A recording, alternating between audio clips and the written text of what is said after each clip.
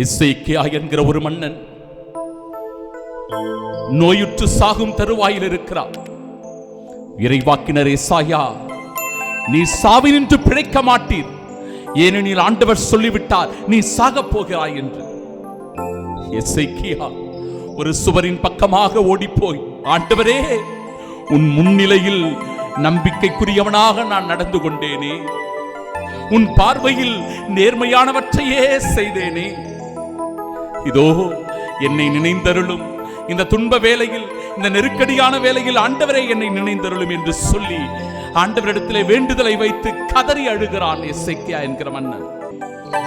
எசேக்கியா, நான் உன் மன்றாட்டை கேட்டேன், உன் கண்ணீரை நான் கண்டேன், இதோ உன்னை நான் குணமாக்குகிறேன், உனது ஆயுள் இன்னும் 15 ஆண்டுகளை நான் கூட்டுகிறேன் என்று சொல்லி ஆண்டவர் அவருக்கு ஆசீரை வழங்குவதை பார்க்கிறோம்.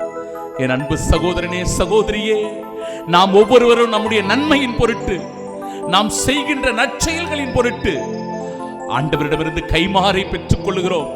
நீயும் கூட உன் வாழ்க்கையில் கைமாறை பெற்றுக்கொள்ள, நீ நினைத்த காரியங்கள் உனக்கு நடக்க, இதோ ஆண்டவருடைய பிள்ளையாக நீர் ஆசீர்வதிக்கப்பட்டிருக்க நன்மைகளை நாடி தேடிச் செய். அப்பொழுது உன் வாழ்க்கை மாறும். ஆண்டவர் உன்னை ஆசீர்வதிப்பாய். ஆண்டவருக்கு நீ ஒரு சாட்சியாக இந்த உலகத்தில் வாழ்வாய், எசேக்கியா மன்னனைப் போல.